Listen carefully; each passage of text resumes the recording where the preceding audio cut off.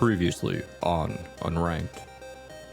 Look at Wow. the Zenith Look at that Space clicker. Command. Yo, Look at God, that clicker. you are entering a Stanley Kubrick film with one of these puppies in your hand. This is one of the sexiest pieces of technology I've ever looked Look at that. Look at that button. Look at that on-off button, the off color. It looks like, I imagine, a pack of cigarettes in the future.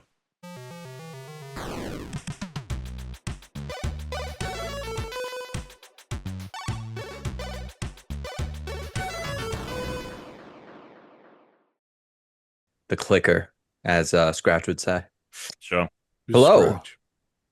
Oh, you don't do this again.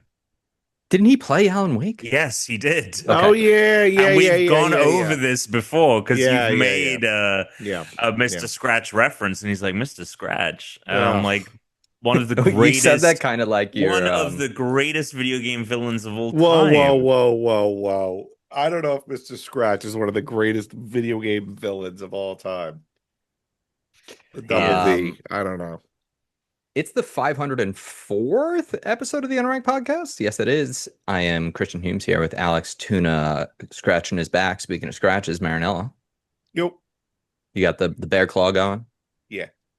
And we have the one, the only, the Tom of the games, Tom Caswell Games. Oh, he's got some stuff on the board behind him.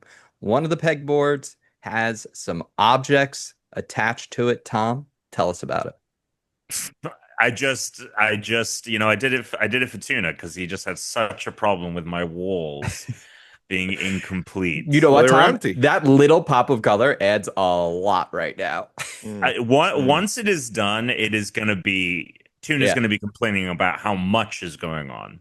Yeah, he's gonna have a problem with that. But we're starting to put stuff on the board because I need to start getting shit out of boxes. So I've been slowly working on my Atari. I got the Lego Atari forever ago. So that's going to go over here. And then I'm going to get the Lego Game Boy in the middle. And then this shelf will be complete as well. Nice. Guys, I have a great new game that we're going to play today. I'm very excited about it. But we always start with the Pokemon of the episode. That's right. It's the 504th Pokemon in the National Pokedex. Today, Tuna, what's the name of this Pokemon?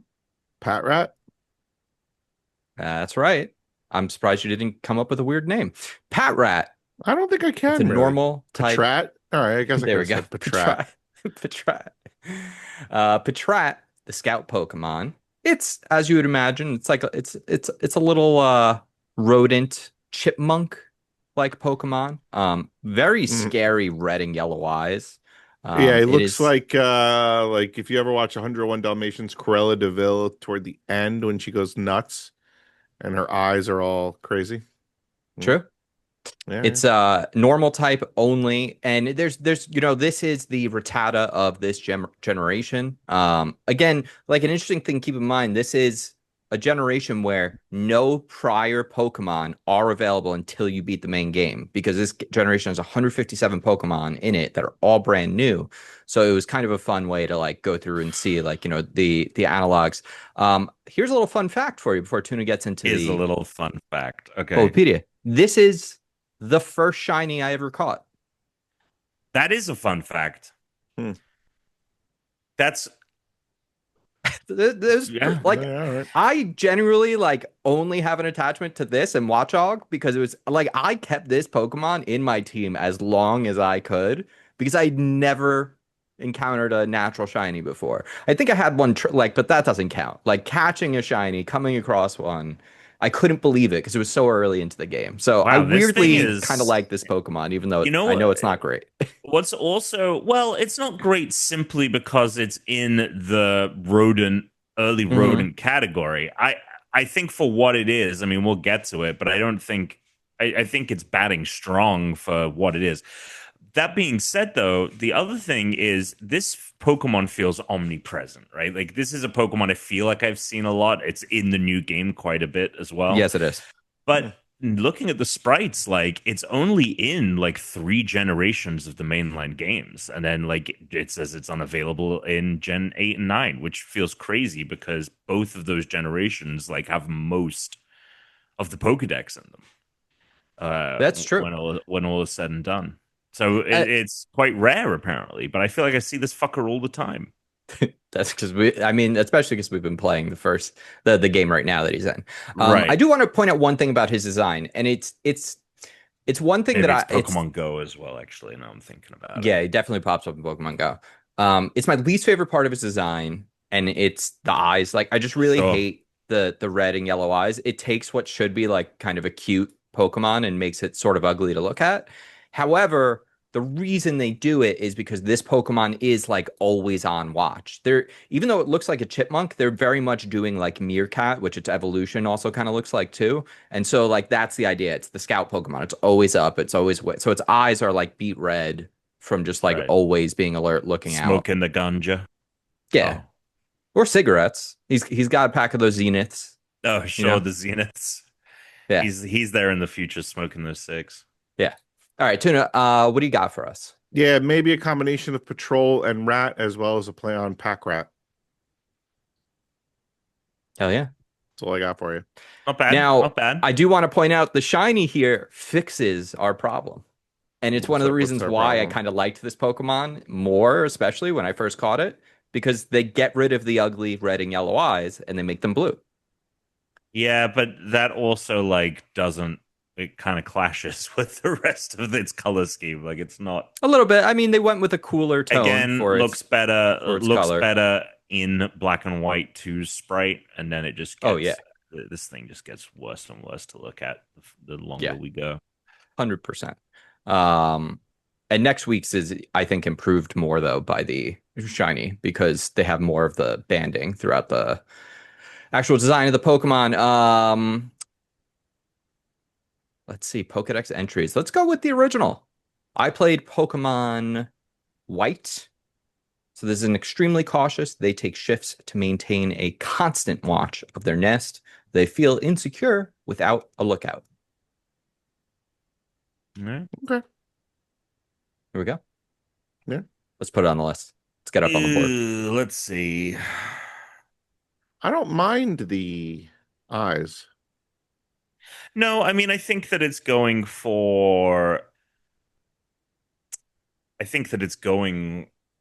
something, right? Like, you look at it and you're like, oh, this thing is like on red alert, like literally, like fucking keeping an eye out. So it's thematically consistent, which I appreciate. There are quite a few Pokemon who are not. I like its little tooth. It's a little like, it very much is just a cartoon chipmunk, but they were like, well, we got to do something. Right. Yeah. So they were like, how about one big sharp tooth? And we're going to make the back of your tail frayed. That being said, though, I still think it's probably at the bottom here. I also think it's at the bottom. Look, I wanted to give it points because it's, I have a slight attachment to it. No. I mean, there's going to be worse Pokemon. I'm also down to put it above Oshawott. Okay. You know what? I'm going to do it for my boy. Tom, why don't you put it on the list? All right. The new number 9. Knocking Oshawott down to 10. Not a lot to say here about this Pokemon. We don't need to waste time on these. As is now tradition, boys. Yeah. I have a new game for us to play on the show today. Fucking tradition. Barely 10 weeks of tradition, but okay. New tradition. Today, my guys, we are going to be playing Who Finished First. Playing what? Playing Who Finished First. I have 5 of, well, I have 10 of these actually, but we're going to do 5. And what I have here are scenes from TV shows or films, sex scenes. I have the length of the sex scenes. I also have tangentially or adjacently related video game speedrun times. And you're going to have to tell me who finished first, the speedrunner or the sex scene. So we're trying to see who can finish first here on this game. Yeah. Yeah, okay, we get it. we got Yeah. the double entendre. There we go. Thank you for the acknowledgement. As I am always working to combat you guys just playing What Am I Thinking? Randomizing apparently is never going to be enough. Alex will still think that I'm peppering things in to try and weed out the order or how many XYZ, like, oh, well, this one, oh, well, there's more speed runs. So I actually made 10 of these. We're going to play 5 of them. I have them ordered A through J. You guys are going to give me a letter. I'm going to give you the option. So you guys get to choose which ones we're going to use today. So what am I thinking? There's no patterns to look for or anything. You guys ready? Sure. Hit it. Great. A through J, which one would you guys like first? B. Okay. Now we haven't played this before. I haven't decided which way I like it best. Neither did she. Yeah. Yeah, we're gonna have to see the best way to position this. So the first time we do this, I'm not going to give you either times. The second time we do it, I'm going to give you the time of the scene, just so that we have something to work with. I don't know which way it's going to work better. Unless you guys give a preference. Do you want the time, the length of the scene? Let's do it. Okay. It's possible you're not familiar with the sex scene. It's possible you're not familiar with the game or the level. You're going to have to do your best guess here. You know, I'm sure I am. All right. So we're going with B. That is Mad Men, Season 1, Episode 11. We have Betty at home. Christ. Wait, is there no video accompaniment? There's no video accompanying this. There's no video. No.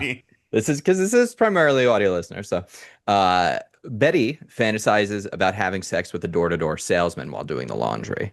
Now, just for you guys to know, this isn't like I didn't go and cut out only the moments where people are having sex. And then I just took the scene. So the entire scene is this thing.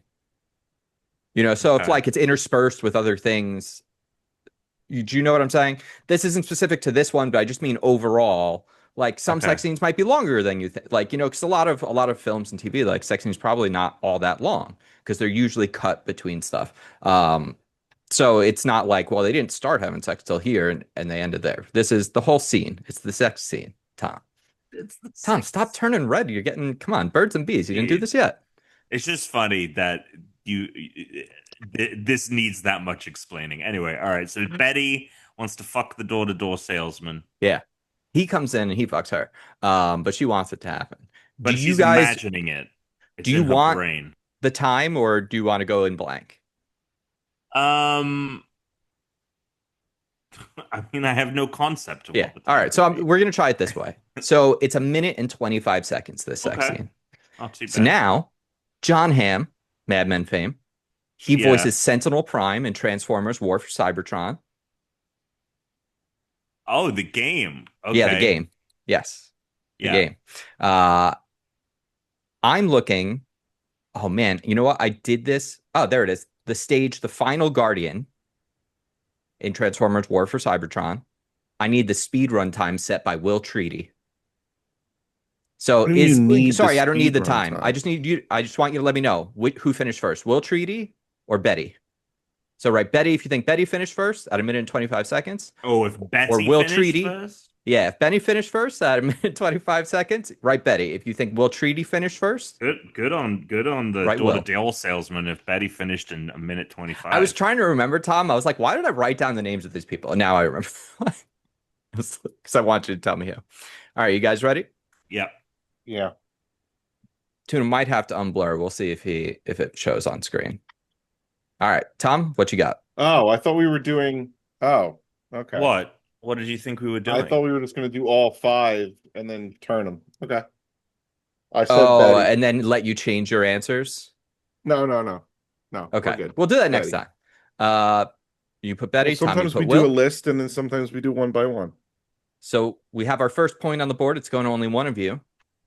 Right. Betty, so. Betty sex scene, 1 minute, 25 seconds. Will's time completing the Final Guardian, 1 minute, 17 seconds to Will Treaty. Good on All right, him. so War for Cybertron is like my reasoning is like War for Cybertron is like a THQ late 2000s game Yeah. through and through. I'm like, if this is a speed run on the final boss of like a Transformers THQ game, like, come on. And Like, it's not going to take that long. I wouldn't say I necessarily went out of my way to find times that are like right near each other, but I also like, I did actually specifically find like a boss fight. Like I was like, oh, okay, I want a thing with Sentinel Prime, so I looked it up, and then I found a time that was at least close enough for it to be plausible. But all right, so we did B. What letter do you want next? Who picked last time? Was it Tuna? I think. No, it was me. All right, so Tuna, give us a letter A through J minus B. A. A through J minus B. Great. Algebra. Next one up. Game of Thrones, season 3, episode 5, Jon and Mm. Ygritte sex scene in the cave. Okay. Mm-hmm. Hot and steamy. It's nice and cold outside. Speaking of Kit Harington, he plays Sailing Koch, or Coach, I don't know how you say this, in Call of Duty Infinite Warfare 2016. Oh, right. He was Sailing Coach is probably how you say that.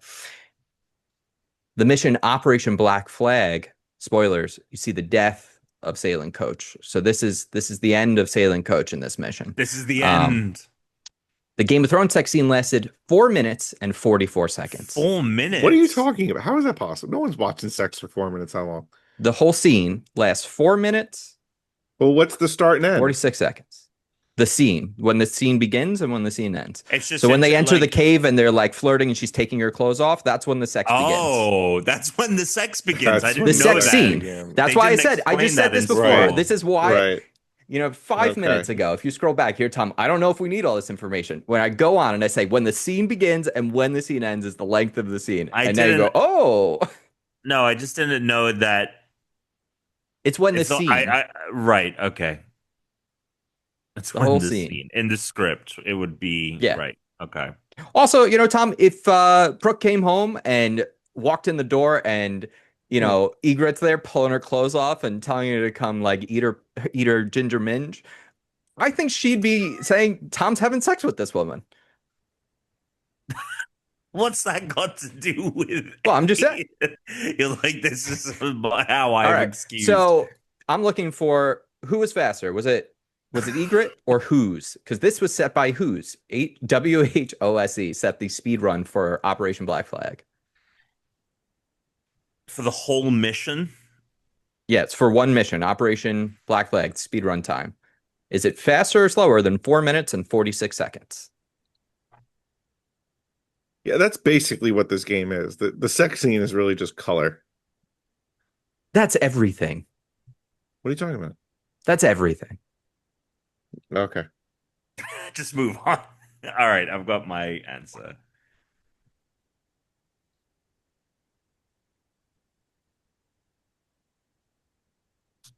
I went All right. with Ygritte. I went with Who's. Okay. Who's came in at 5 minutes and 17 seconds. The sex scene finished just 30 seconds faster. It's 2 points to Tuna. All right, we need another letter, Tom. No B, no C. No B, no C. The last one is No, J. no B, no A. Oh, sorry, no B, no I. Well, is it actually no B, no A? No, it is. I just Okay. I deleted Anyway. the wrong one from my thing. Oh, my Okay. gosh. J is the last letter. Okay, We'll do all the J. way at the bottom. All the way at the bottom. Just like All right, this we're next talking about the sex movie scene. Her. Theodore Oh. Twombly, played by Joaquin Phoenix, has cyber sex with Samantha, played by Oh, he Scarlett does? Johansson. I don't there's remember. like a little cyber love scene. How does that? Yeah. Does he have a? They kind of does he like have go a- over like footage of the city, and you kind of like just like hear him and like her, and like it's sort of you're Are listening. they just talking to each other, or does he have like a connect? There's no apparatus. Okay, that's a There's shame no apparatus. Yeah, for him. I mean, love thyself, I guess. Sure. I mean, look, Yeah. look. If that's what it, if that's what it scene does lasts- for you, it does for some people, as we've learned. 3 minutes and 8 seconds. This scene. Okay. Scarlett Johansson voices Black Widow and Lego Marvel Avengers on the mission Strike from the List. The Infinite Rift set a time. Is it faster or slower than Jesus 3 minutes, Christ. 8 seconds? So you could tell me Rift or Samantha. Rift Who's or faster? Samantha? Who's faster, Rift or Samantha? Is Tuna going to get a sweep today? He doesn't. He got the first I one got the wrong. first one wrong. Oh, so it's 1-1. Yes. I Aren't you wrote down the keeping score wrong. I look, He's I am, but I'm he's also we at got the this same. game. I'm so excited for it. He's like deleting the wrong thing. The numbers aren't right. To be fair, Tom, I'm trying to assemble our speed run times at the same time right now. It's all good. It's just funny. It's funny. All right. So is this mission from And I thought of Lego it, right faster before than we were the recording, so I was making it that whole time. sex scene from her? Okay. Yep. I've 3 written my minutes and 8 answer. seconds is the target. Yeah. I've written my answer. All right, Tuna. Tuna went with Again, Rift. I also said Rift. The sex scene lasts 3 minutes and 8 seconds. Strike from the list, 2 minutes and 44. Nice. So you both got 2 points. So we're 2-2. 2 left. 2 points. Yeah. No, we're at 2. We're at 2. Oh, I Yeah. see. All right, so C. A, B, and J are gone. C. All right. We're doing Brokeback Mountain. Jake Gyllenhaal, Oh. Heath Ledger. A classic. 2 minutes, 35 seconds up on that mountain. Walkabout mini golf, Mount Olympus, coming down the mountain. You come on the mountain, come down the mountain. Wait, what do you mean On coming easy. down the mountain? Walkabout. means Well, we're actually the- going up the mountain, but we're going to come up the mountain. But it's easier to say come down the mountain. Mount Olympus, the race mode. So I want the fastest time set by Den Cole Gut and Walkabout mini golf to complete Mount Olympus. Is that faster than the sex scene of Brokeback Mountain? 2 minutes, 35 seconds. This is the speed run for Mount Olympus on Walkabout mini golf. From one mountain to another.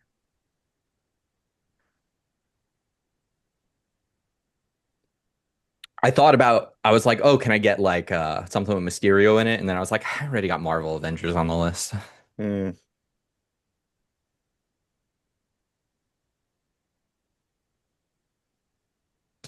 So Den Cole Gut is the name. And you could either write Jake Gyllenhaal or Heath Ledger, whoever you want, whichever one you think finished first.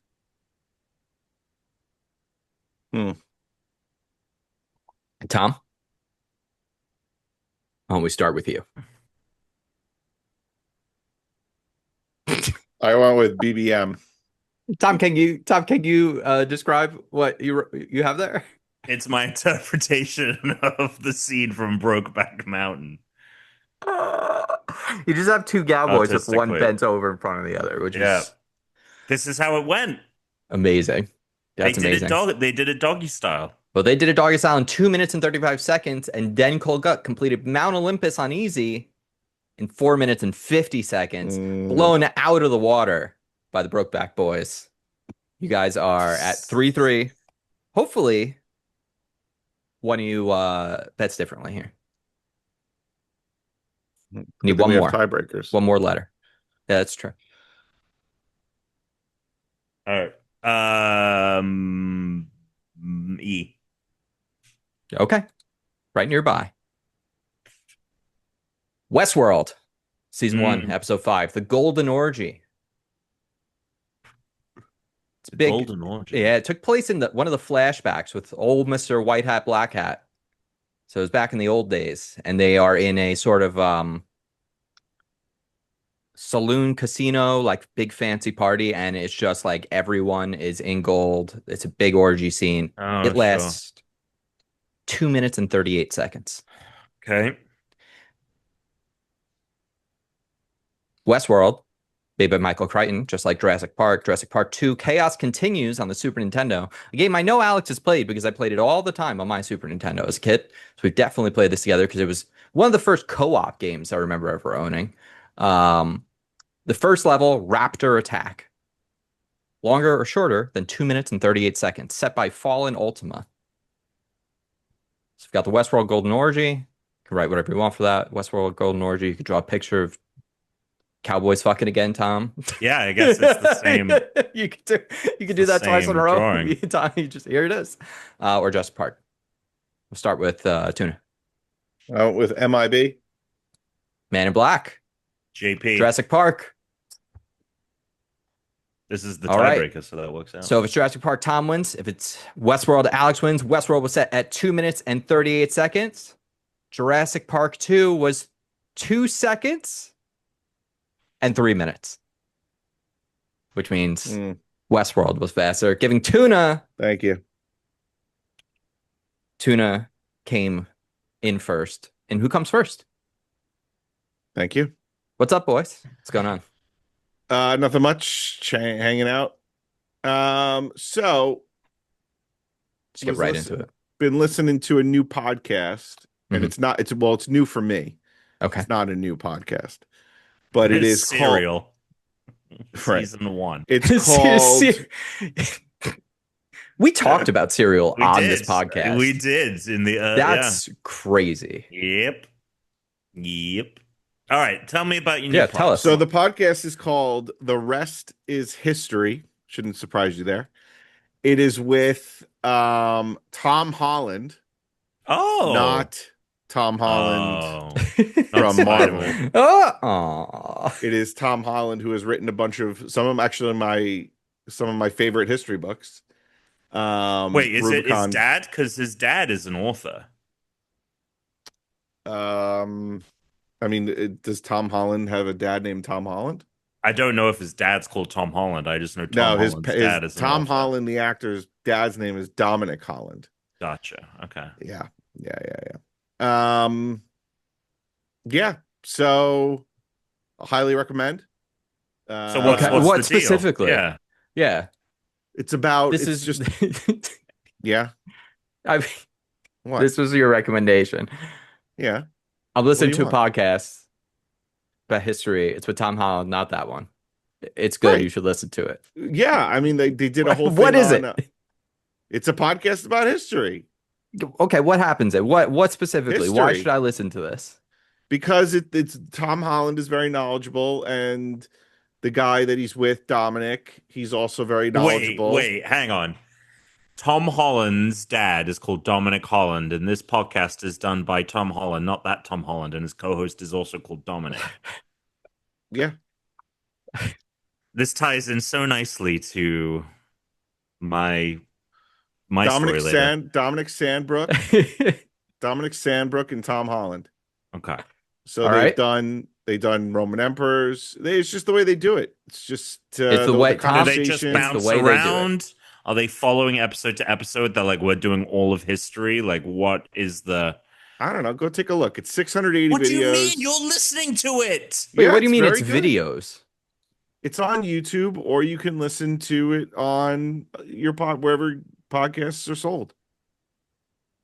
But when you listen to it, you're not getting like a video, right? No, I'll watch it on YouTube. Okay. So what's the name of this? The Rest Is History.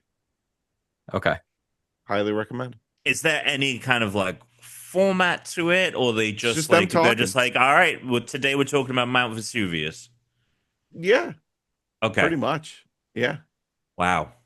Compelling. Cool. Look, you don't even actually seem that excited about it. No, I'm excited. It's great. That's true. It's great. It's a great podcast. It's really good. This is a podcast called Unranked. It's about video games. Yeah. Pretty good. What else are you gonna say about us? So we have great games. Like, who fucking came faster than this game? True. We played that one, Tom, How Long to Beat, where I would give you the time and you'd have to tell me if this. That's all it was. This is what it is, but there's a little sexy. Yeah, there's a little spice. Smutty version. This is sprinkling. A sprinkling. There you go. Okay, cool. Amazing. Well, honestly, I might check it out because I'm always. It's really good. Just the way the way it's presented. Really good. I would like to continue to make fun of Alex for this, but at the same time. No, I'm sure it's good. Yeah, Alex consumes so much more about history than either of us do that I am just inclined to believe him here. I would like to make fun of him more, but I'm like, he's probably correct No, because no, no. I don't read I know. anywhere near the amount of history this guy reads. All that was funny is that he was so like he was like, I'm listening to a pod, like as we were booting up the show and getting ready to go. He was like, I'm Yeah. gonna save it. I gotta save it for the pod, but I'm listening to I didn't podcasts, say I I'm have to save super it. into it. And then he's like, yeah, Yeah. Tom Holland, Dominic, his dad, talking about history. Yeah. So in other news, Hades 2 finished that. Had a good time with You'd already it. done that last week. Yeah, Or but you did I played finish more? it? But now you're done. I'm done. Yeah, I can't. I'm done. I'm not gonna do Done. anymore. Done. I didn't get Echo and Narcissus to get together. I got them to like meet each other once, but then this is stupid. I'm like, I'm done. I've done everything I needed to do in terms of combat and whatever. That's So, not the game. That's Alex. That's just flavor. sure. So then I started playing Pokemon, got off the train, got my starter, started playing. What'd you pick? I picked Chikorita. That was the smart move. Having a good time. I like the battle system. I think it's really cool. I think it's a good change up from taking turns. I think that the graphics look like a early 2000s GameCube or PC game. But it's fine. Well, I mean they do. That's not too far off. No, the balcony. I mean, one of the things that I noticed is like there's no texture to anything. It's just like a box, but like painted on, and like the balconies, even there's a window and a balcony like piece, but that balcony piece isn't jutting out. It's just it's just flat. Yeah, flat on the window. Yeah, but the character models and the Pokemon models are like higher polygon than a lot of those things could push. Like even in their levels, let alone the characters. I just think it's funny that there's like you can go around town and they're like, okay, so there's ladders that you can climb, but then you can also kind of do parkour on some of this stuff. Yes. And you can also hologram up a building like we're it's an elevator. It's a hollow elevator. Elevator, which is, you press A and you disappear from the street and you reappear on the roof. Well, if you think about it, right? Pokeballs are just dematerializing, materializing. Yeah, but there's more of an animation with that than with me just disappearing and then just fading to black and reappearing on the like I said, like I just ranked up to rank Y. I ranked up to rank Y. I have my rank X battle set scheduled. I guess that's what it is. I have it scheduled. I'm ready to go. It seems to me like it might be a little, I don't want to say harder. You run into more Pokemon that can beat you in this game. You run into more Pokemon that can beat you. Kind of like Arceus, like you could run into Pokemon that you couldn't catch or beat at the time. Right. By the way, the trainers you face will be like closer to your level more often than they would be in the past. And because they can like switch Pokemon out faster, I wouldn't say it's necessarily that it's harder. It's just, I think it's actually just more balanced would be the better way to say it. But if you do over level a single Pokemon, it will become trivial, which is any RPG. Right. And then I would just say the complaint that not complaint, but just an observation that I had when I texted you guys was the items that are on the ground are just like put there, like they're just there. Yeah, they're just there. And then it's like, oh, they're all Pokeballs. So it's either like a regular Pokeball, Great Ball, Master, whatever. Well, or it's the little sparkle. Or it's just like a little thing that you just run over. And the sparkly light, you can just run over. The Pokeballs, you have to push A. And when you push A on a Pokeball, it's like, hey, you got a Pokeball, or maybe you got an antidote, or maybe you got a potion. I'd almost rather it be automatic. Like, don't even make me press A. Yeah, I know, but I almost wish that it would tell me, or I could see visually what it is before I even pick it up. Like, how lazy is that? Like, I understand the limitations of when this was a Game Boy game. Or previous games. I guess. Remember, like in Red, Blue, and Yellow, and all that. They like even the Pokemon sprites were all the same. If it was a bird Pokemon, they all looked like the same bird. If it was a monster, it was more like a category. Yeah, it was a category sprite than really a real. It's like Pikachu and like that's obviously changed, but it's they all look like Kangaskhan. Items are found in Yes, exactly. Now it's they're still doing the Pokeball thing. Yeah. I Overall, though, I mean, the problem with this game, or I guess the problem with Pokemon, is that it's still enjoyable It's to still charming. battle and Yeah. catch There's Pokemon, something about regardless it. of how it looks. Yeah. Yeah. So, And it looks the best it's ever looked. It runs the best it's ever looked too, which is nice at least. At least like if it's gonna not look great, at least run well. Yeah, at least it runs at 4K 60. I Yeah. will still say though, I'm like, we need to have like shit not popping in. Like I'm still Yeah. running Yeah, around and yeah. seeing people like appear like Tom, to I'm gonna be a lot more less forgiving. For the first one of these that doesn't work on the first cross Switch. gen, right. Yeah, because Yeah. they're just not even, they're not Yeah, putting they're that just energy in. polishing a Yeah. turd. Yeah. They're just polishing something It's that is fun that runs on a piece of. I boot. Okay, so quick tangent here. yeah. I booted up my old Switch because I hadn't made my Switch 2 my primary console yet. Oh, So okay. when I needed to download NES, I needed to fucking boot up because my fucking original Switch had to be connected to the internet in order for me to install the virtual card on my Switch Oh, 2. that's interesting because I did that the other day as well because Hmm. I so I fucking hate the Switch 2 controllers still. I still hate them. I hate holding this controller. I've been playing it portable so much more than I would like to because of the baby. You So mean the like I'm playing Joy-Cons handheld. or the I hate Pro? it. Yeah. Yeah. The Joy-Con because it's just the flat bat like come on. And I don't want to put a fucking grip on it and it's just like give me real. So on the regular Switch 1, I had third party, I had the Mad Catz or the Hori, the Sure. Switch pad, A third and it has like party. a Yeah. real D-pad. So I played the NES World Championships Oh, on on that your because it original has Switch. it has a real D-pad and has back buttons, so I'm able to like set the back button to my one hand, so I don't have to hold run in with my thumb, so I can just focus on jump with the other button, which is nice. But I did that. I got to install the virtual card. I didn't have the problem you're talking about though, because my Switch 2 is the main console. Well, So that's what I'm saying is my Switch 2, I never made my Switch 2 the primary. So so I needed to have my original Switch connected to the internet to Oh, so because my load. Switch 2 is on the dock, when I used the virtual game card on the Switch 1, because it had to load the virtual game card, I was like expecting it to be annoying. I was expecting to have to go on the Switch 2 and like confirm something, but it was just As long automatic. as It your just went right through. as long as your original Switch is connected to the internet, it'll go right through. But my Got it. Switch I didn't is realize dead. that. It was dead in a drawer. So Oh, I had to pull out the old Switch, charge it. But what I was gonna bring that up sucks. first off, the OLED Switch feels tiny now, holding in my hand. Oh, And yeah, then on yeah, top of yeah. that, I was like, fuck this. I don't want to deal with any of this virtual card bullshit anymore. I'm going to make my Switch 2 the primary.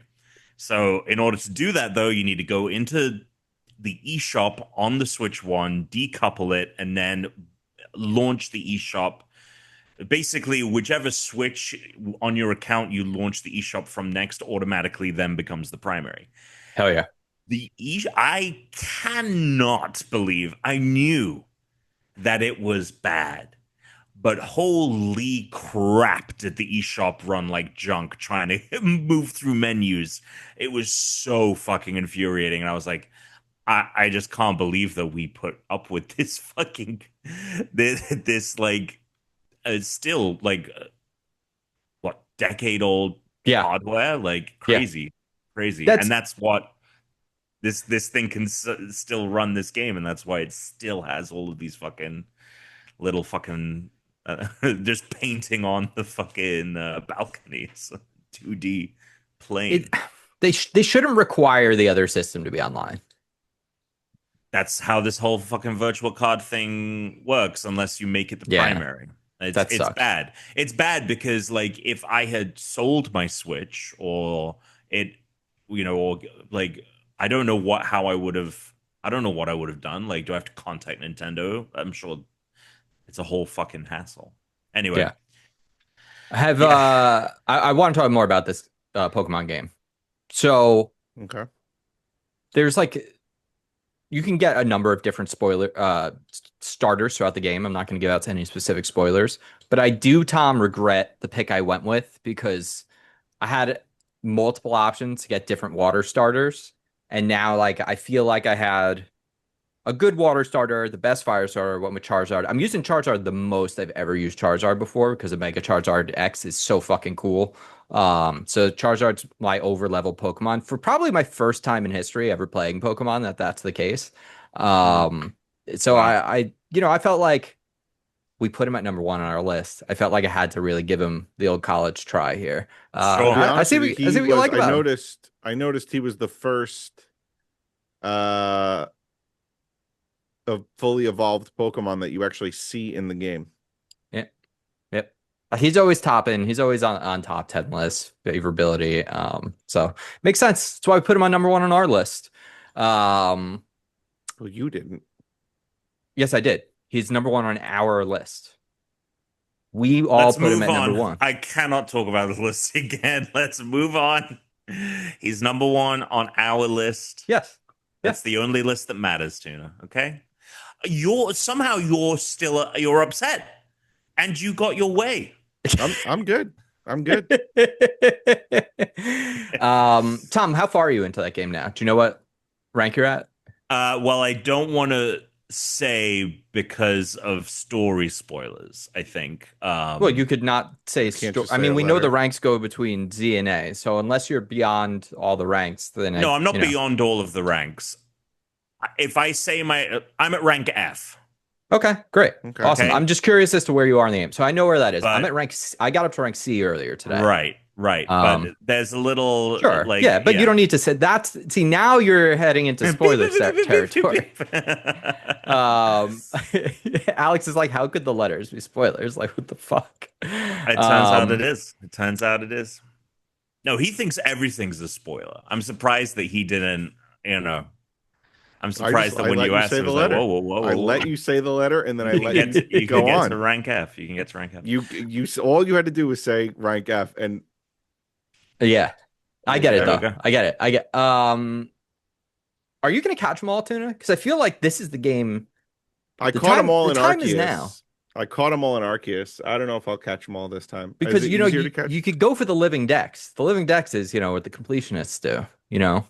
Yeah, I feel like I'm not that big of a Pokemon completionist. I know, but now that they've made it so easy to catch Pokemon because battling wild Pokemon's easy and throwing Pokeballs, it's like I find it actually fun to do now. So I'm doing the living dex thing in the game, which means like, oh, when I see a Pichu, I'll catch multiple. So that way in my Pokedex I can have a Pichu, a Pikachu, a Raichu. Which I did actually have Raichu in my team for quite a time, but the Pikachu Mega Evolutions aren't going to be available till the DLC, which is like fucking bullshit. So I took it off my team because I need a Mega for at least something. So I'm using the Ampharos, which is an older Mega. It's not any of the new ones. There is something you guys should know about. If you get Greninja on your team, right? Let's say you get a Froakie, you want to get Mega Greninja. For whatever reason, Nintendo decided the way you get those Mega Stones is through the multiplayer. So you have to go play ranked mode. I think it only took me 6 ranked matches to get up to rank K. It's very easy to hit rank K. Like you'll end up going up multiple ranks per time you play. Once you hit rank K, you get a Mega Greninja, Mega Stone. Greninja Knight or whatever it is. When this season ends, which is in like a week, it's going to be the one for the Fennekin Mega Stone, and then it's going to be the one for the Chestnut Mega Stone. So if you want their Mega Forms, you have to play the ranked mode. Again, it's not hard to do, but Tuna, you probably won't be able to do it until you have a Mega Pokemon because everyone's just using Megas the whole time. It is pretty fun though. So I played it a bunch. I did that today so I could get my Mega Greninja, and it's just a 4-person free-for-all battle royale, and you take 3 Pokemon in with you so that you can change between them on the fly whenever. Everyone has 3 Pokemon, and there is like a little bit of like you kind of want to figure out how you want to play it. Like, am I going to try and keep my Pokemon alive? Because when you die, you have to reset. You're out of the match for like 15 seconds, and you have to run back into the scrum, because there usually is just a scrum. It rarely goes into 2-on-2s. It's usually everyone just hitting each other. But there is an element to like, I'll try and keep my heaviest hitter, say like a Charizard, alive. So I'll use like my Mega Greninja and my Mega Gengar. And then the second I see the other players' Pokemon are low, I'll pull my Charizard out and try and steal the kills, because you only get points for the kills. And it's a Royal Rumble for 3 minutes. Most knockouts wins, and you get points per knockout. So even if you don't win the match, so long as you get a few knockouts, you're always going to go up in rank. If you don't get any knockouts, you actually can lose points and lower your rank, but otherwise you should always be gaining points. So for anyone listening, if you want a Mega Greninja, you do have to play the ranked mode. I'm sort of annoyed about it, but I'm glad I looked that up, because come November 5th, I would have missed it, and then it might not be till like December when you can get that Mega Stone, which is just like a weird thing for them to do. So there's that. And yeah, I don't know. I'm fucking loving it. I'm having a great time. I have like 140 out of the 170 something Pokemon I've seen so far in the game. So I'm probably going to complete it. And if the DLC looks good enough, I'll be back. And I'll get the Mega Pikachus. But we'll see. The Mega Chews. Yeah. You have anything else you want to say about it, Tom? No, enjoying it, slowly making my way through it. I think that the more I think that once you start getting into getting megas and all of that jazz, like it becomes a better and better game, which is nice. I will say there's just some stuff that it feels like they didn't think through. So there is like at some point you fight Mega Victory Bell, for example, and one of the things that it does is it puts pools of poison all over the map, which isn't great when you have Pokemon that you can't really direct or aim, so you'll be running around and they'll just run right through the poison. And I feel like you have to use your character. It's like a weird sort of magnetism. But even still, like if you're running around, because the other thing that it does is it'll drop the poison and then it will spit seeds at you, so you do have to move, and then the Pokemon will just do wherever they are, they'll beeline to you, whether that's through fucking poison or not. And so I feel like that fight was so frustrating, because I just was like, I ran through all of the revives I had. Dude, there's one that's worse. Oh, good. Yeah. So excited to do it. Yeah, they need to fix that. So there's just like these things where I'm like, I'm having a good time, and then I'm just like, what were they thinking? Or like, they didn't think this would be a problem. Like, so, but other than that, enjoying the story, enjoying the twists and turns. There's new characters. Have you blacked out during any of those fights? Because I blacked out during it like once or twice because of that. Like where my trainer got killed, not the Pokemon. Not during the Mega. Funnily enough, the one time I blacked out was when I went to Zone 2 and was like, an alpha Magikarp. I probably can do this. And then it has Hydro Pump. I'm screwed. So that's the only time I've actually blacked out. Otherwise, I've been able to. It's interesting because it feels like at times, especially with that Victory Bell one, I'm juggling. I'm just waiting for like the item cooldown. Okay, cool. Revive this Pokemon. All right, slot this one in. We're going to swap them out. Okay, raise the health of this Pokemon. Now I want to. And it's an interesting dynamic that I'm curious as to how aware they were when they were designing this, that it would feel like this at times. But yeah, there's just. So like if you black out game during a mega fight, an option screen comes up that like Souls-like fans would lose their minds over, and it lets you just restart the match, which is nice, so you don't have to like leave and like come back and go through the fucking texts again with everyone. And then it also gives you the option of continue from where the progress you had made, and it just lets you continue the fight with all the health you took off of it. And you just get healed back to... It's just as if you're just totally healed. Fucking way. So I do think that they became aware that for some players, and that was their fix. It was going to be hard. And so I'm sure someone there was probably like, this is going to be way too hard for kids. And a lot of kids are going to play this game. They're like, they're never going to beat this. So it's like, all right, well, maybe it'll take you 10 times through it, but like you will eventually take this Pokemon down. That's so So if you do start to get frustrated with it, Tom, just let your characters fucking die in that mega fight. Yeah, and, I mean, I literally went through like 10 revives in that. That's so funny. Anyway, I use so many more things like revive and potions in this game because I don't want to have to deal with going to the Pokemon Center. So I'm always loading up on that shit. It's something where it's like, oh, the ability to quickly switch Pokemon out, the ability to quickly apply. I'm using Paralyze. Before I would just suffer through it. And they have the thumbstick click. I don't know if you noticed that, but when you hit the box button, like when you pull up the window for the box, it lets you go to the box and the satchel. If you just go right over the Pokemon without going into the box, you can just thumbstick click over a Pokemon that needs to be healed of a status effect or their health needs to go up, and it'll just auto heal. It'll apply the most relevant healing.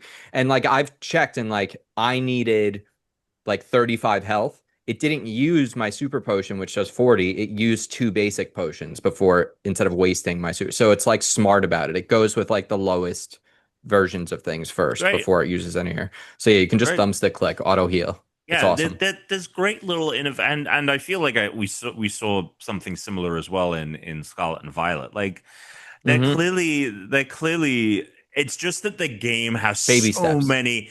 There's so much. For so long, they basically until the Switch, they were doing barely any innovation, and now there's so much that they need to catch up on. That on the schedule that they do it, on the budget that they do it, they just can't get to all of this, and it's so funny, especially playing like that game Arc Raiders launched today, which I've played. I was playing during work, and. When does that come out? It came out today. Oh, right. It's out today. It's just funny. I was playing with colleagues, and I was actually playing with Kenny as well because I saw his name pop up, and I was like, "Oh, Kenny, Oceans, jump in here, Oceans." And we were talking about like, wow, like the game just feels so good. The systems seem, and I just, as someone who we spoke to the devs at work and like talking about the history of them making the game, the reason that.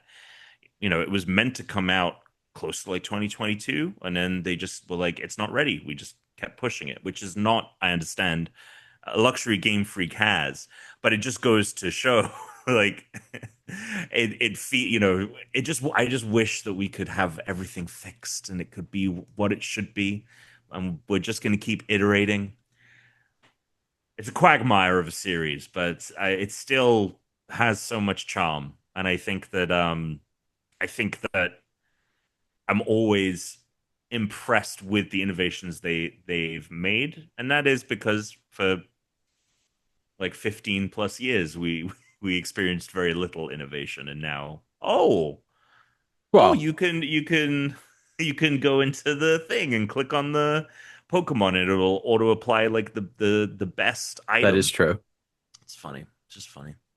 If you're starving, right? It's like on Survivor. You haven't eaten in like 10 days, right? And then someone comes by and they're like, "Yo, have you guys seen these fucking grilled cheese sandwiches? Like they look real good." But if you're like an outsider, right? You're playing AAA games that look amazing and have all these features. I'm eating grilled cheese big all the budgets, time. Right? You're like, that looks like shit. Because I will say those grilled sandwiches on Survivor this week didn't look great. They did not. It mostly looked like 2 pieces of bread smushed together with like the thinnest cheese in the world, just acting like glue. Look, we were watching that, and I turned. Again, this plugs into the other thing I want to talk about, but I turned to Brooke about the grilled cheese, and I was like, man, when people lose out on rewards, they seem really upset. And I just was like, I was just trying to imagine. I was like, you know what? If I was on an island and I'd barely eaten anything for 11 days, I think I might kill someone for a grilled cheese, no matter how fucking terrible it was. Dude, if you haven't had bread, I'm like, if I haven't had carbs in almost 2 weeks, And there was a grill, like I would do anything for that grilled cheese, I think. Well, speaking of what, let's chat about this week's episode because This season is up there with the worst of this new era. Yeah, I don't think we necessarily turned a corner, but holy cow, at least we did something interesting. Yeah. At least something interesting happened. Because, you know, in the worst way, though, because we're back at 3 tribes. Yeah. Like, yeah. You know what I mean? Like, I hear what you're saying, Tom, because there was part of me that was like, oh, that's interesting. And then I was talking about the vote. I was talking about the vote. Yeah, because I was because there was another easy layup, and they were really hinting that they were just going to do the easy vote. And I was like, please get out this person. I cannot stand this person. Sure. And I like the guy. I like the guy that's the easy vote too. By the way, exactly. I was like, I would much rather see him play. And you know, the woman who went home. Yeah. Ugh. What is her deal? I'll tell you what her deal is. You want to know what I think? I think she's probably, and I don't know what I'm talking about because I've never looked this up. So this is complete hearsay. But I won't be shocked if she's like because there's so many people that come on now that are like influencers or they want to be influencers. And so it just felt like they're putting on a show, right? Yes, this is like an ad for them. And that's what Sage brought up. And, you know, Sage's personality is carrying this season as much as it can because it's just so fun to watch her react how I am also. Like, her faces are just like, that's how I feel. The kissing thing? Yeah, if she would stop talking about, like, zits and shit, though, would be nice. I mean, I feel like she's brought that up once, as opposed to this other woman. Yeah, the kid... Yeah. Anyway. So at least we got, because I was just watching that, and I was like, please just let it be the Savannah Sage team that goes home because it's the only interesting thread here. I thought that woman Christina was gonna either quit or be evac. Dude, when she was just like throwing the wooden at the key, I was like, what are you doing? Like, when she was standing there like at the thing before the challenge starts, Teresa's like, what are you talking about? I'm like, what is happening with her right now? She looks like she's gonna like throw up or pass out. And then she has like a panic attack. Yeah, it's just why do we put bad. these people on the island? Well, clearly that, like, weather-wise, like, I'm sure it might have just been a thing of heat stroke. On top of, I mean, look, here's the other thing. Like, I do have to remind myself, like, every time I'm watching it, I'm like, it is easy to, you know, armchair quarterback Survivor. Like, that's what it's for. That's what you're signing up for, to be on there. Is to be criticized by everyone. No, 1000%. There is an element of it. Like, you gotta, you know, quote unquote, suck it up at points. But I watched her and I was like, I mean, even Jeff. Granted, Jeff, another moment Jeff was like, what's going on? It's like, Doc, can you explain? He's like, I'm treating my patient, Jeff. Get the fuck out of here. We need to make sure that she's not having heat stroke. For Christ's I hate sake. this Uncle Jeff shit, too. Yeah, I hate the Uncle Jeff. The whole thing. Yeah. What are you going to say, Tuna? How you feeling? Yeah. I was going to feel bad if Christina caused Nate to go home. Yes. I was going to be really pissed because I think that Nate is playing one of the better games, which is and he's not the only one that has like good. Well, he's only not playing an amazing game because he's in a sucky season. Like, I really hope that he's one of the 2 that they're bringing back, because I'm like, this man is trying his best to, like. He's got films to produce, Tom. You know. Yeah, he's got him and Mike White together on a season would be cool. Well, he's not producing films. He's a stay-at-home dad right now. Oh, that's true. He left Marvel. That's true. Like, he's not even taking a sabbatical. Like, he retired, pretty much. Man, sounds nice. It does. I was going to say, if he went home, I was going to text the group after you had both watched and say something along the lines of, I don't know if I'm watching the rest of the season. Yeah. Only because of how unfair that was. And it seemed like they were like, well, we kind of had to go to 2 tribes pretty early because the blue team got decimated. So we have this extra 3-person, this extra 3-tribe challenge that we kind of like built, and we need to do it. So let's change them up again. Go to 3. and for then an episode. Like, they should have gone to 3, and they should have been like, the first team to finish is not going to tribal. The other 8 of you are. Right. I thought I was kind of surprised when Jeff pulled out the second idol and was like, nope, it's traditional 3-team rules. Like, that just seems like they literally had an extra challenge that they needed to do. It's possible it is that third-party organization as well. There's a lot of rules around. Yeah, there's a lot of rules. Like, the game. It's a game show. So Survivor is a game show, right? Which is different than a reality show. Big Brother is a reality show. It's not a game show. It's not governed by the same kind of rules as Survivor is. Yeah. Where Survivor, like, they have to, I'm pretty sure they have to have approval on, like, how all of the games work. And so, like, I don't know how much they're actually allowed to adjust, like, on a legal point once the game begins. So that actually, their hands might have even been tied, Tuna. Yeah. I don't actually know. Yeah. No, that's I don't. Another element. It did feel, though, like, they were like, okay, these team dynamics aren't working. 2 teams. These team dynamics aren't working here. Put them in 3. I mean, look, we haven't even brought up what Tuna said was the dumbest thing he's ever heard. What was the dumbest thing you ever heard? Shannon saying that she remembers being in the womb, being in the womb vividly. Yeah, not just she can like conceptualize it. Not just like kind of remember or like glimpses. Like, she remembers. She was conscious. She made memories in the womb. You know what I love about that? That means she had thought, right? So she had words, she had ways to remember these things. Like, where's that input like, these people. I like the theory that she was trying to make an influencer name for herself. Yeah. And wasn't really playing. No, it definitely felt it felt so disingenuous. It felt so, and like at the end when she was like, everyone hug, and I loved Sage where she was like, I'm not gonna do that because, like, I really kind of don't feel like hugging you right now. I just voted you out. Get the fuck out of my sight. There was that one girl who came on, it was like maybe season like 56, and she 56. Was on a team with a guy, 46. It might have been like 45, 46. She was on a team with that one guy who's like made of glass with the glass. He wore glasses. He just like kept getting hurt throughout it. Like, it's like, first he like dislocated his arm, and then he like tripped on a thing, and then he hurt his hand. And it was just like, I think he was like having like a asthma attack once or something. The kid was like, and he was like, you should vote me out. And then I think she like quit, or she had everyone vote her out. And it was actually like, she was one that was like writing a book. Vote. Yeah, so she had like a book she was promoting the second this shit. And it's so clear that she went on this just for that. I remember she was like, I want to have a cigarette. Yeah.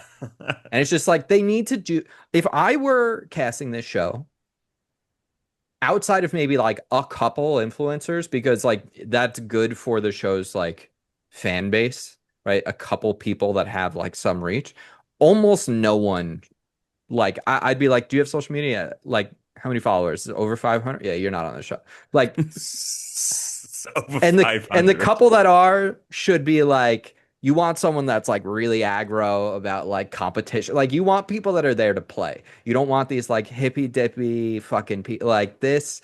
Like, Shannon was the one that like they went to the beach, right? Like the first day with like Red Camp, and like they went by the water and she did like a prayer or something. Yeah, she does it every morning. Oh, yeah. Yeah. Day one, I'd be like, we got to get her out. We got to get this woman out of here. Yeah. I mean, look, I will say this is like, I don't think there's any redeeming this season, but I am like, okay, the other half of the original Uli tribe, right? Yeah. They stuck to the tribal lines. And now the other half of that tribe has pissed in that plan. So it will make for some interesting dynamics post-merge. But I don't have much faith that like there's going to be a turnaround. I find it. Jawan should have never been cast. That guy is nuts. Yeah, he has. Well, he's and nuts. Then Sophie saying like, I want to be the Sophie. I want to be the other. I'm like, I don't even know who the hell you were. This is your second interview that you've done. Sorry, not good. Not really, really a bad season. Really a bad season. It's I think unfortunate. it's a good pivot to And I am getting sorry. Oh no, please continue. No, just I like Tom said, I'm getting a little annoyed with Uncle Jeff. Yeah, With the everyone seems to naming be. of Uncle Jeff, and I'm getting annoyed with Jeff himself. Like Yeah. it's like, buddy, shut the fuck up. Teresa's Like, out on Jeff too now. I'm so done with Jeff. Yeah. I want them to. I wish they could replace him after. I have season another 50. theory. Here's my theory about. I have a theory about Jeff. So Okay. in the late 30s seasons, there's like the guy who is like the sexual assaulter, and they had all that shit go down, and they had to kick the guy off the island. It was around like the Me Too era as well, and there's apparently a rumor that Jeff was originally going to retire from Survivor and do some kind of talk show, but then COVID happened. Like season 40 was supposedly, there's a rumor, like supposedly was going to be his like goodbye. And then all these things happen, a lot of these social movements happen, right? And Survivor got a lot of flack for like having too many like white men and stuff like that. So like, obviously they had these new. I think Jeff has gone too woke. I think Jeff's algorithm has gone too woke, Tom. No, that's not the problem. No, that's not the his problem. algorithm because even amongst all people, Tom, right? Even people who claim to be progressive, there's lunatics, right? And once your algorithm gets hijacked, whatever your algorithm is, right? You're not in control of it. It's always trying to give you the most like engagement bait shit.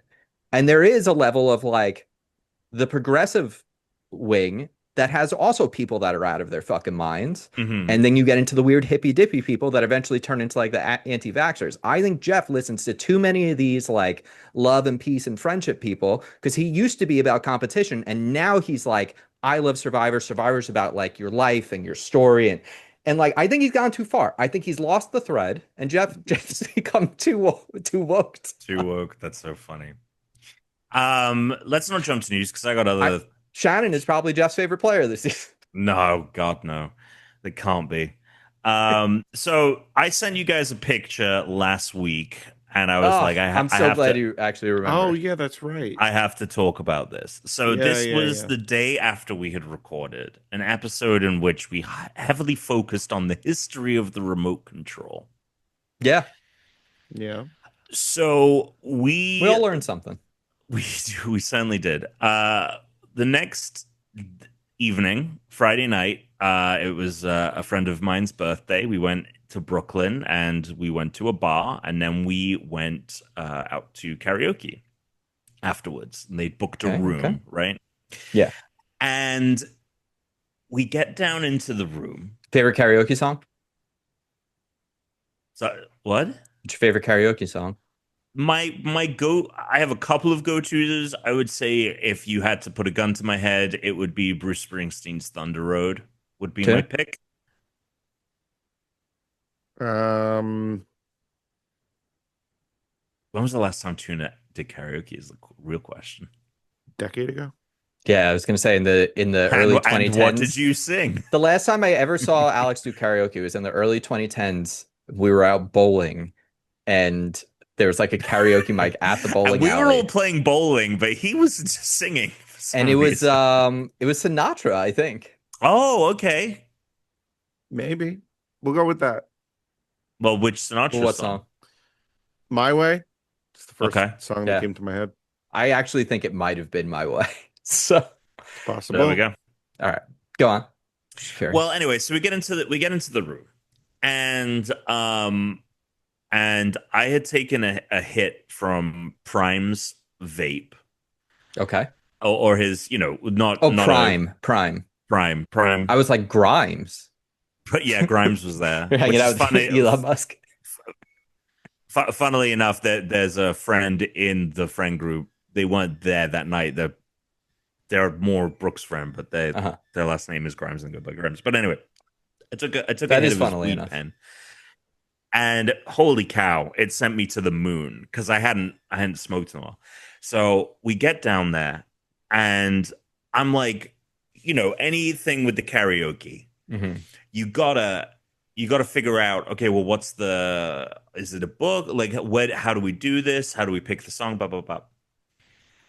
So I'm trying, it's so loud in this room. People are just fucking yelling. Everyone is drunk off their tits. I'm trying to figure out how to do the thing. I'm like, okay, there's a book with numbers, right, for the different codes for the different songs. And I'm like, and I'm screaming at someone. I'm like, how do I pick a song? And they're like, the book, the book. And I'm like, I know the book. I'm looking at the book. How do I do it? Then they hand me this remote. Okay. Yeah. And it's hard to tell in the picture because it was so dark in there. But it was essentially, look at this again. It seemed like a remote that someone made by hand. It was just a big black slab. It looked like a remote out of a cartoon. Yeah. No, there's words written on it with what looked like a Sharpie. Yeah, a Sharpie on pieces of paper, and then those are attached to the remote by they just wrapped saran wrap around it. And then someone hands this to me, and they'll like just type the numbers in and press like enter, which is just written on in Sharpie. And somehow the song is going to be added to the list. And I was so high that I was like, I would have lost my mind, Tom, even if I wasn't high. Literally less than 24 hours ago, we're talking about the history of the remote. And then someone just handed me a remote that looked like it came out of fucking Hey Arnold, a show that we're talking about on the podcast. And very quickly, like, I was like, I'm in the simulation. Yeah. I was like, you're being fully simulated right now. And honest, and then Brooke comes up to me. Yeah. Later, because we're out, and like, with this room, it was very hard. It was in the basement of like on the top floor was like open karaoke, right? Just a bar and anyone can play karaoke. And then the basement was where the rooms are. And so it was all these very narrow corridors, windy corridors. And then like the room we were in was packed with people. It was hot. Like if you wanted to leave, it was very difficult. And Brooke, a couple of days before, we had just finished Squid Game. And Brooke goes, she's like, I feel like we're in Squid Game. Yeah. And I was like, you're right. This feels like we're in the maze walkway thing. And I was just like, reality is like something is going on in this That's simulation. why you said we're in a simulation. Yeah. Okay. And then, I was like, we're in and I was watching everyone, and I was like, we're just going through the motions. And I was watching people sing, all the songs that were being picked were the, the millennial favorites of the early 2000s. You got your Beyoncés, you got your Killers. Everyone knows the same lyrics, and everyone also doesn't know the same lyrics. Like people were singing at the same points, and then it would get to parts of the song and everyone would be like, it would go from everyone is yelling the song to everyone is like, what is the rest of this song? And then it happened again today with the fucking grilled cheese. Cause I shit you not, out of the blue, I decided to make grilled cheese for dinner. Okay. And then we sit down for fucking Survivor, and then the fucking thing is grilled cheese. And this past week, it's just been one of those weeks where I'm convinced that I'm in this program, and it has taken a drastically wrong turn at some point. So whoever is the architect, if you're listening, if you're watching, I'd like you to like maybe tweak things a little bit, because the algorithm on this simulation is dog shit. Yeah, it's not good.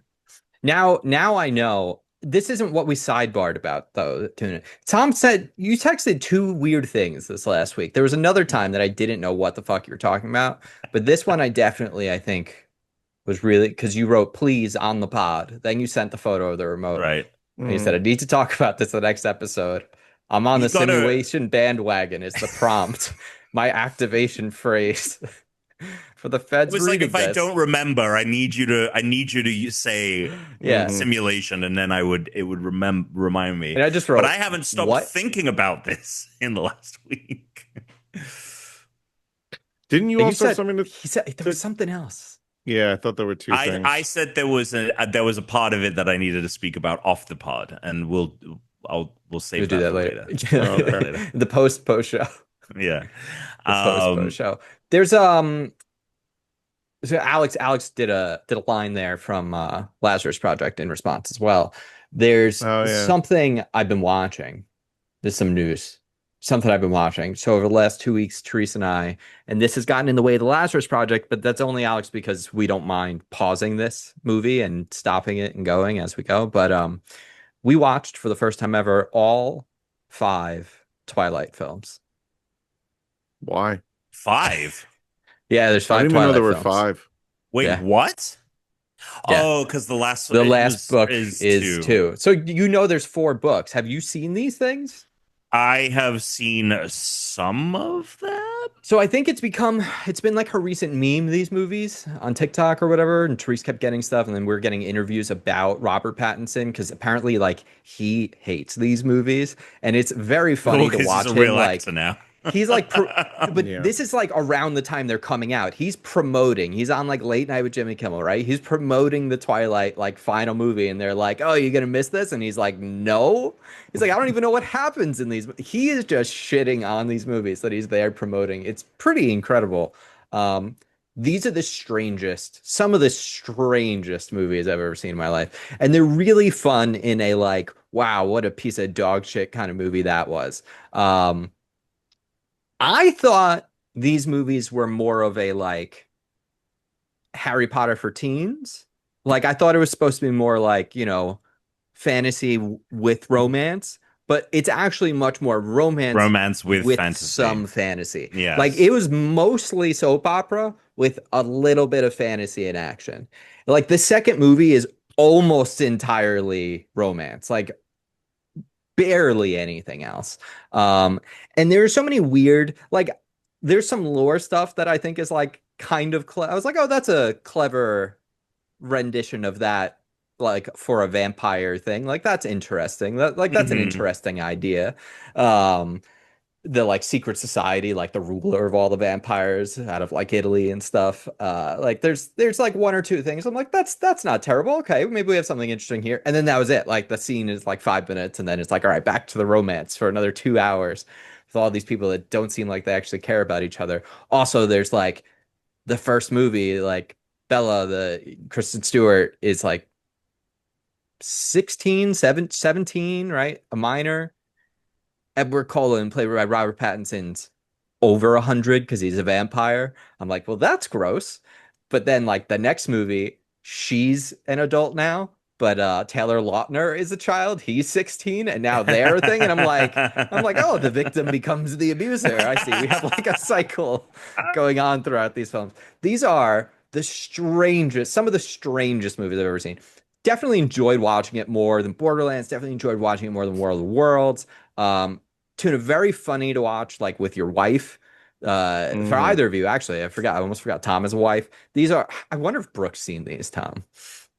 They get crazier as they go. They get so much more insane as it goes on. I remember the only one I remember watching the first one, and then I don't think I saw the second. I mean, the first one has this baseball scene where they play I think Supermassive Black Hole from Muse. Yeah. Yeah. Great song. I remember seeing that we saw because my high school girlfriend at the time, when the third one came out, we went to the theater to see it because she wanted to see it. And I came out of it thinking, oh, that one's not bad. Oh, you know what then? You would probably like these because I would say that that's maybe one of the worst ones. Oh, like, okay. Well, there you go. Then. Of them, I would say like that might be the worst one. The fourth and the fifth one are both so batshit insane. Mm-hmm. Like the stuff that happens, especially, I would say the fourth has some of the most insane things like put to pen that I've seen. Well, like, that's when like they get married and they have the baby and the baby can talk, Ooh, right? Don't and, like, don't spoil things. Oh my god! Go ahead. No. That is correct. All of the crazy things happen in 4. Yeah. 4 is nuts. And one last observation I had about it. First film, apparently made by like some like smaller production companies. They didn't have like the biggest budget in the world. Yes. They do a decent job with the makeup, except they stop all the vampire makeup right at the neckline. So anytime you can see past the neckline or just normal skin tone, But Right. from the first movie to the last movie, the makeup is just less and less and less and less. And Alex, I don't know if you know this, but these vampires, they don't burn in the sunlight. They splitter. They catch fire like a diamond, which means they sparkle. Oh. So did you not know that, Tuna? That's like the whole thing. Yeah, they're all sparkly. They're like made of hard. They can't be in the sunlight. Diamonds. They can't be in the sunlight because then people like if you break their arm off, it like cracks like a crystal. By the last movie, they are barely applying this special effect, and they are barely putting any makeup on anyone. They're like, yeah, you get it. They're vampires. Like they're pale and white. We don't actually need to like apply any makeup here. Like the amount of like actual color in Robert Pattinson's skin in the 5th movie versus the first, it is like night and it's so weird that they just gave up on it by the 5th movie. They were like, we're not doing this anymore. We're not applying any makeup. Forget the sparkles. We don't have it in our budget. Absolutely absurd, weird, strange movies. Should watch them. They'd be fun. They'd be fun, Tom, for you to get high and watch. Oh, I'm sure. What other news do we have? Oh, Survivor, we talked about. Here's the latest Survivor. We have a lot of movement on this player list this week. A lot of movement. Steve still hanging into first place, close behind from 232 to 225, Alex Schwimmerman.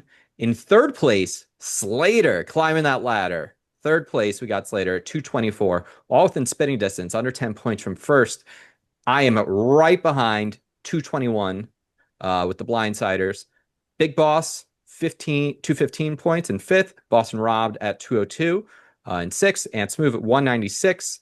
Great Britom at 194. And Jeff Pot, which is Noah, at 184. Noah, he has had just a string of bad luck with Shannon elimination. And he had the last... Sorry. Can we redraft now and then redraft again next week? Oh, because of the try swap? It's possible. Yeah, it's possible. Let me see. That's crazy. You might be able to. I will try and move someone and see if it works. Yes, you can. I'm really glad you brought that up. So if you're listening, and you're in our league, you can redraft, which is like some people like Noah and Tom both really need to because they've lost some of their players. Wow, that's actually interesting because there are 1 or 2 changes I would like to make. I lost. I mean, I had Jake, Matt, and Jason. Luckily, I still had 5 players though, so I didn't get fully locked out. So now I can pull a couple new people in. Cool. All right. Any other important news, Tom? There's been quite a bit of news this week. So we didn't. All the Halo news came out after we. Oh my God! Recorded. Yeah, I forgot that got announced. Yeah, the big news is we're gonna play through all of Halo. We're gonna live stream it on a marathon.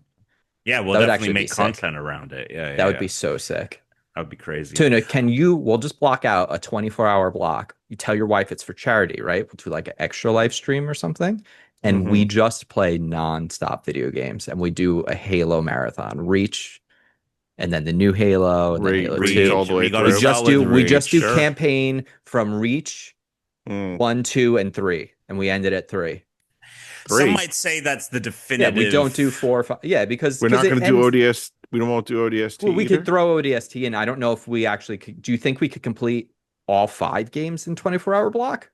Probably not. I don't know. It's more than that. It's 8 games. You know what? If we did it on heroic, which is the actual normal difficulty, instead of legendary, we probably could. Yeah, legendary. It's definitely not happening. Look, you got to do it definitively. Otherwise, there's no other reason to do it. But you can stop at 3. You don't need to do 5 and infinite. Because that's 4. like that. And 4.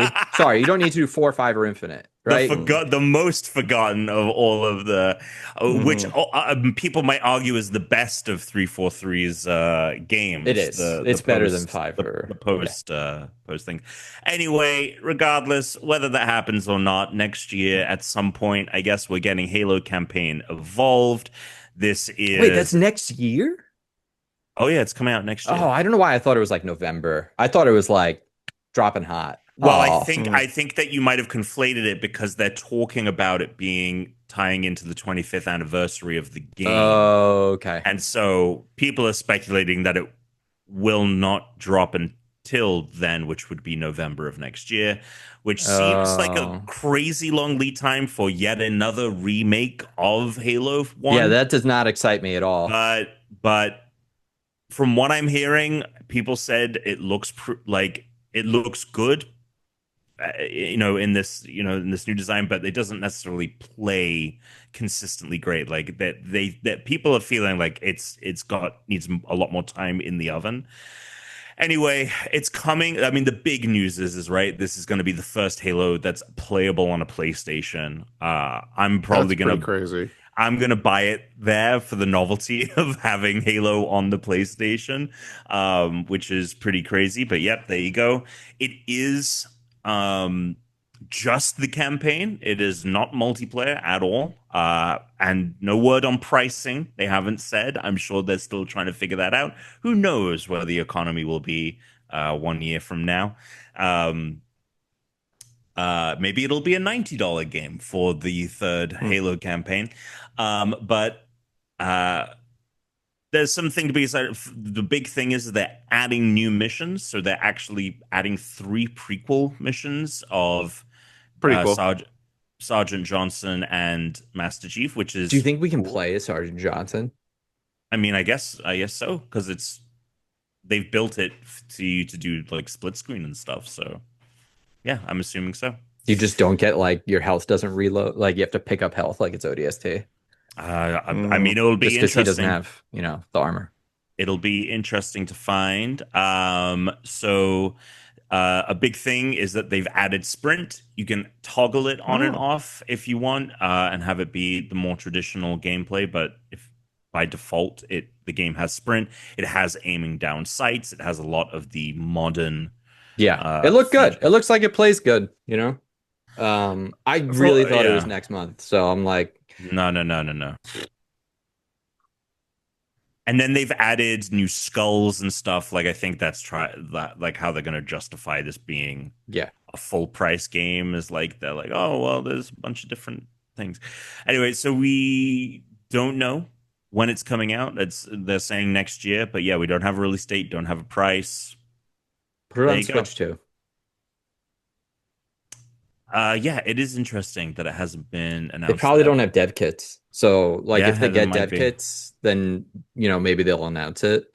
But right now they probably don't even know if it'll run as is on a Switch. Yeah, I don't even know how well Unreal 5 games run on Switch 2. I'd have to look into that, because if it's not running well on an Xbox, then it might be tough for them to get on the Switch too. Okay, so that was Halo Campaign Evolved. Quick little thing here. Apparently, back in the day, the Wachowskis, when they were making The Matrix, they made Enter the Matrix, which was a game set between Matrix. That game was sick. The game fucking rules. I played Enter the Matrix. It was a great back game. To front. Yeah. Played those levels over and over again. They wanted Hideo Kojima actually to make that game, and it's been confusing because the Wachowskis. So this new story, this is from Darren Bonfils over at GameSpot. He says Hideo Kojima has responded to the report that the Matrix creators Lily and Lana Wachowski once pitched a game idea to Konami while he worked there. On his X account, Kojima posted that he was unaware that the conversation had taken place, and he was surprised to read stories suggesting that they wanted to have him work on a Matrix video game adaptation. Quote, I was surprised to see on social media that the Wachowski sisters had offered me a Matrix game project back in 1999. In all these 26 years, no one ever told me such a conversation had taken place. At the time, we were mutual fans and exchanged emails. The Matrix hadn't been released in Japan yet, but I had already seen it in theaters in the US. So that's an interesting little alternate piece of history there. Which is funny because, like, I think that game was exactly what it needed to be at the time. I don't necessarily think we needed a Kojima Matrix game, but would have been interesting to see if that had come together. All right, on some unfortunate news, Amazon continues to be a giant piece of shit and is cutting tens of thousands of jobs, including a bunch of layoffs at their fuck you, man. Like I just Googled Amazon layoffs and the top story is like Amazon's own blog post about it, and their title is Staying Nimble and Continuing to Strengthen Our Organizations. Anyway, so they cut a bunch of jobs. Don't look up. They've been right. They've basically gutted their game studio. Their big focus was going to be like all these MMO titles. Now they are pivoting to like party games, which is just not going to work. I mean, unless they're doing like Jackbox. I'm down for some Jackbox. Jackbox is a game run by a very small development team. Yeah, I'm aware. That can it makes sense for them. But what if we threw $150 million at it? Right, exactly. What if we made Jackbox, but what if we used the budget worth of 7 Pokemon games? What if we took the combined budget of every Pokemon game ever made and made one party game? One Jackbox game. So that'd be one hell of a party game. Apparently they were working on a Lord of the Rings MMO that is now done.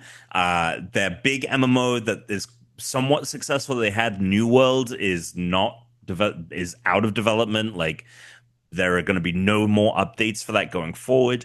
It's just I just need there to be some legal consequences, I think, for this amount of corporate malfeasance. I think that if you are a company that is just throwing like unimaginable amounts of the money at the wall, hiring people, creating whole divisions, and then one day just pulling the rug out from under that, I think there needs to be some fucking legal repercussions. Yeah. If you are someone that's actually like looking at a different job and you're leaving, I highly recommend you don't give your company 2 weeks. Don't worry about any company loyalty bullshit.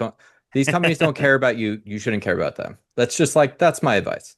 Don't care about these companies. Yeah, they don't care about you. They do not give a shit. And be a fan of stuff that Nintendo makes. Don't give a shit about Nintendo, the company. Don't care about Microsoft, the company. You can like Halo. Fuck Microsoft. I'm just saying in general. Like people need to like Microsoft, man. Jeez. I love Star Wars, but Disney can kind of go fuck themselves also. You know what I mean? Disney can super go fuck themselves. You know what I mean? Apple can go fuck them. All these fucking all this corporate greed, man. Anything else important, or can we do the challenge so we can roll out? The last bit of news: Animal Crossing Switch 2 update coming in January. It'll be $5 if you want to upgrade to the Switch 2 edition.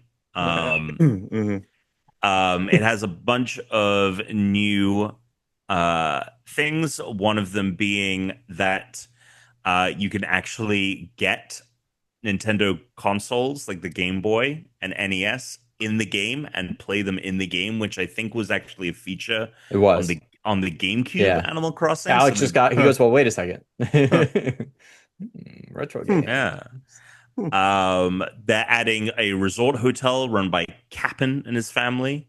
They are adding features. You can have your camera, like you can have your does this say to you what this says to me, which is next Animal Crossing is farther away than I thought? No, I mean, I think the next Animal Crossing is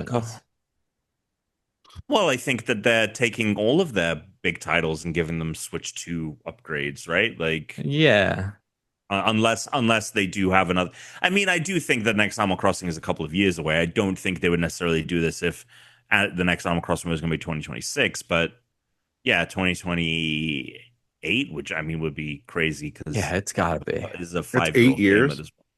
Yeah, it's crazy because it came out at the start of the pandemic. It came out in 2020. But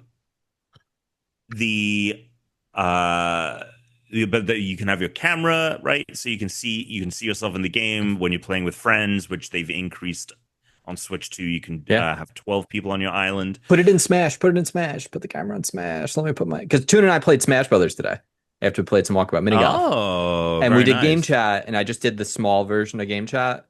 But like we're able to see each other.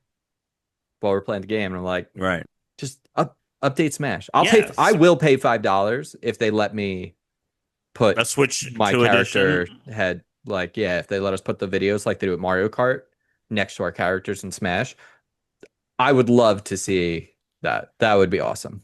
If you're on the island as well and you're looking for a particular Animal Crossing, whatever they call them. Yeah. If you're looking for a particular, you can use the game's microphone. A villager, thank you. You can use the game's microphone and call out to them, and that's pretty reply. Cool. They'll reply and be like, "I'm over here" or whatever. Let me do that with Pokemon. Let me just call out the moves. Charizard, flamethrower. Can you imagine? That would be sick. Yeah. So there you go. For all of you Animal Crossing heads, it's time to dive back in because God knows where we need to leave this simulation and enter a much more pleasant one.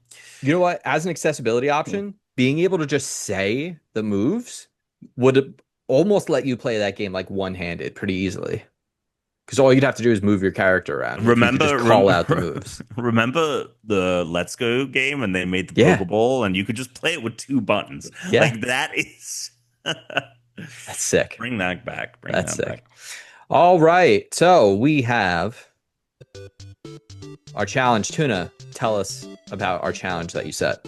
Our challenge was fastest to complete Super Mario Brothers: The Lost Levels on Nintendo World Championship, specifically the level titled Luigi versus 1-1.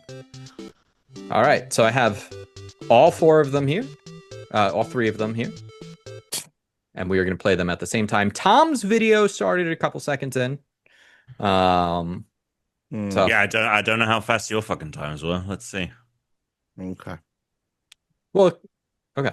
Yeah, I guess that means Tom's is over 30 seconds. It's not over 30 seconds, but well, let's with the 3 seconds it probably was. In 3, 2, 1.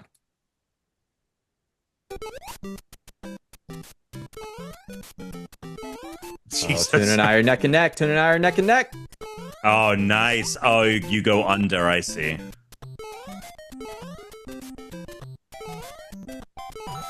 Oh my God, Alex. Makes America's most dependable trucks. Oh, fuck. Oh, wow. Because in a Chevy truck, dependability comes standard. Chevrolet. Is that together? Let's drive. What's going on with the Chevrolet? A thing started playing in the background, like an ad. I was like, is that on my end? I was really hoping that wasn't coming through to your side. I'm like, what is playing? Wait. Can you play it again? Because 20 seconds is crazy. I should. No. Play through the whole thing. Yeah. So wait. So Alex, is that the top time? Did you tie the top time? I tied the world. Yeah, I tied the world. I couldn't get to it. No, and I thought fucking way. I thought getting I'm like 3 or 4 away from the top time, which is actually like 20 something at the place. I haven't submitted, but how many hours did you give this? Not that many. Yeah, I would say I probably put in a little over an hour total. Really helps if I just can't play these games. I'm just I figured out without like if you look at my run versus the world record run, it's not exactly the same.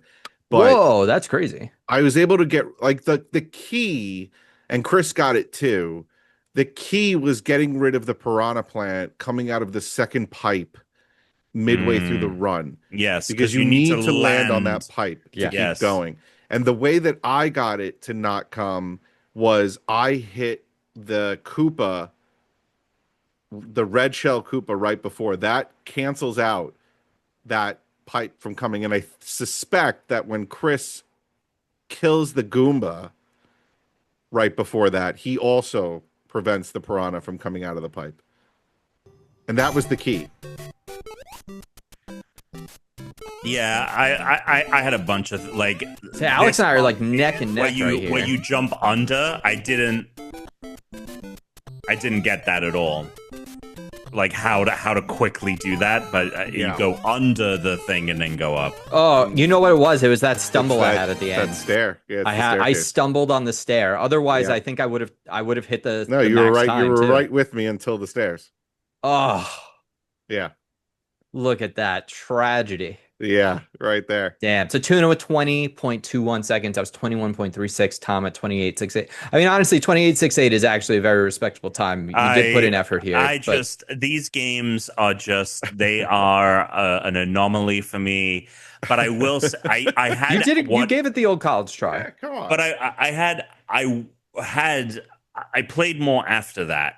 Yeah. And there was a run that was going so well, and then it was just like, yep, caught the thing on the thing, and the piranha plant was there, and I was like, I'm done. It's a disaster when you're having the perfect run and then you fuck it. Yeah. So I was like, you know what? AA+ or whatever it gave me, I'll take it. Yeah. Alex, when we were playing mini golf, he was like, do you think Tom's gonna phone this one in? And I was like, to be fair, I did say before he said that, he said that in response to me saying, I think Tom's not going to try as hard this week because it's NES World Championship. And you're historically that the retro games, and especially with how crazy Mario Alex games. And I got with it. It's specifically the Mario games. Well, it's also because I spoke to Chris twice about it beforehand, and you'd never give really anything away when you're playing these. Like sometimes I'll text you guys and be like, "Oh, you did your championship," or like we're playing games. I'll be like, "Oh, you did your championship yet?" And you're always either, "I didn't do it yet." No, I do it like day of. Right. Although I will say I remember the Excite Bike one I did very well in, but that was very But I did very good on that. That's right. I just refused to put in more than like really like I put in like a good like hour on this. Yeah, there were only a handful of times, Tom, where I really put in more than an hour on any of them. Some of them I did, but that's because like, competition was getting heated. Well, I have next week's challenge. Alex is in the lead. He's now got a total of we're doing 3, 2, 1 as points, right? Yeah, 3, 2, 1. Yeah. All right, so Alex has 6 points. I am now at 3 points. And Tom is also at 3 points. I think I'm at 3 too, yeah. So the next one you may have seen on the old internet. The old internety. A little thing going around. What's the best circle? How close can you get to drawing a perfect circle? I haven't seen this. So there is an app. Oh my god. Oh, sick. We're going to draw the best circle? On what? My phone? Yeah, so there's an app called Circle One, I believe is what it's called. Are we doing big circles on iPad or are we doing phone circles? It's called Circle One. I would say you can do it on your iPad if you want. You can draw the circle any size. The app lets you do that. The trick of it is to get it as close to a perfect circle as possible. Great. So the app is called Circle One. I picked this one because it has no. I love this. It has no microtransactions or anything. Does it record you, or do you need to do screen recording? I guess you would need to do screen recording. We should do the screen recordings because I think it's better than taking a picture. But you just take a thing and you draw.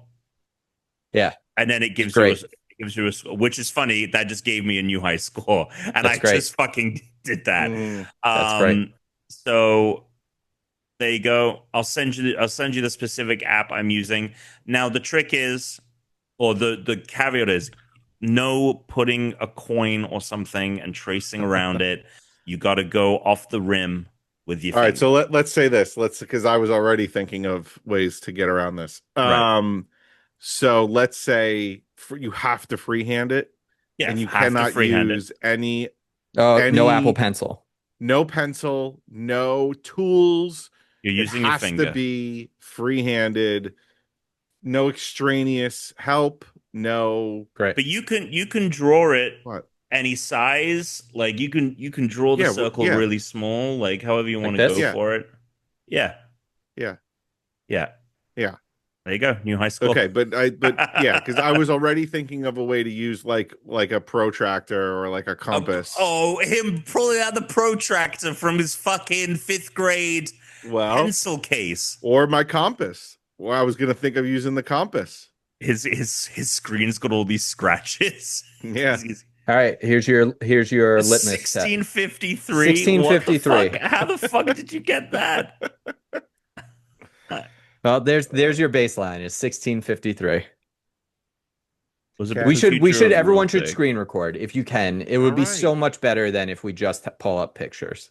How the fuck did you get 1653? I just set the baseline. I'm not gonna do any more now. Jesus Christ. Baseline has been set. I'm gonna just Anyway. I am gonna screen grab that because I wasn't recording. But so drive I'll yourself beat it. insane with that.